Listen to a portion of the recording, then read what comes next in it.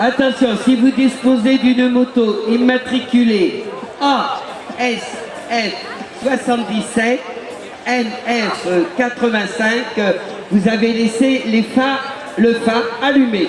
Parce que là, ça en a beaucoup. Non, le phare allumé, on a tellement l'habitude de dire pour les voitures que là, c'est la moto. Allez, ça y est. Allez. Entre-temps, eh bien là, les moteurs, encore un tour, le départ est donné. Allez, Claude. Un peu chaotique le départ. Alors, devant, eh bien, c'est Patrice Bouchenoir. À mon avis, c'est bon.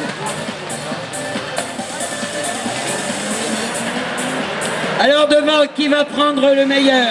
Eh bien, c'est Patrice Bouchenoir qui est parti. Alors qu'en deuxième position, je vous parlais de ce tout jeune pilote Jean-Michel Motto, et oui, qui a, gentiment va fêter son anniversaire dans quelques jours et compte,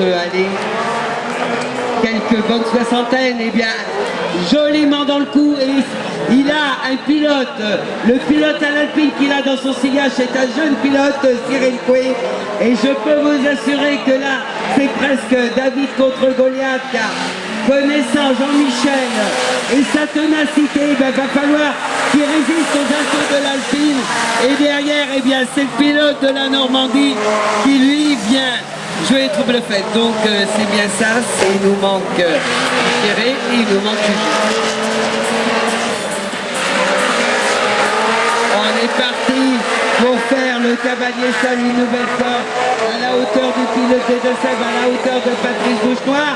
Derrière, eh bien, le cortège est emmené par Jean-Michel Motto, qui donne la réplique à l'Alpine, qui ne le lâche pas d'un poil, et la C2 de Jean-Claude Sirugue, le pilote de Caen, et lui aussi très bien dans le sillage, un petit peu plus excentré, un petit peu plus loin.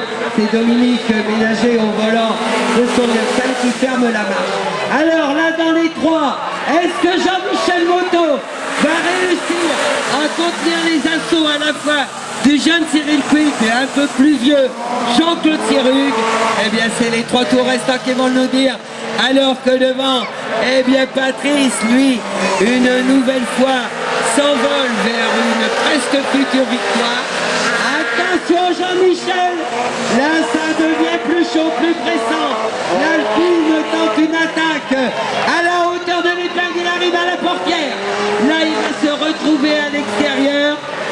Voilà, appel contre appel, on va se remettre légèrement derrière. Je pense qu'il va relancer l'attaque une fois qu'il va avoir pris la descente. On va les attendre, voilà ce que veut dire. On va les attendre pour voir revenir.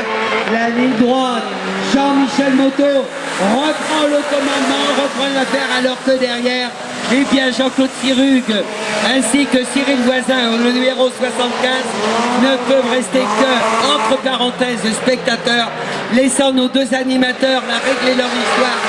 Mais franchement, belle course, que ce soit de la part de Jean-Michel Motto, que ce soit de la part de Cyril Coué, qui a une nouvelle fois Claude. Ouais. Regardez, celui qui va profiter, eh bien ça risque d'être la C2 du pilote de la Normandie, la C2 de Jean-Claude Sirugue. Il a tenté de s'infiltrer, et à mon avis le tour d'après, lui aussi qui a bon nombre d'années de pilotage entre les bras, il va retenter une nouvelle attaque. Allez Jean-Claude. S'il s'écarte de trop à l'Alpine, il va ouvrir la porte à Jean-Claude. Eh bien je crois que c'est tellement mené de train devant, à part, bien sûr, Patrice Bouchenoir, lui qui littéralement s'est envolé. Regardez, il leur a mis un boulevard. Et bien derrière, les voilà encore tous les trois qui arrivent. Toujours. C'est dans le virage. Michel Motto. Alors que je regarde à la hauteur du contour, ils vont là, ça y est, ils sont dans leur dernier tour. Bon, c'est maintenant ou jamais. Ils tentent. Va-t-il réussir? L'Alpine, oui. Alors là, il s'est passé une chose. On va attendre qu'ils descendent. En ouvrant la porte, en se laissant passer, Jean-Claude Sirugue aurait tenté, puisque Cyril Coué prend la deuxième position. Jean-Claude Sirugue la troisième, Jean-Michel Motto la quatrième.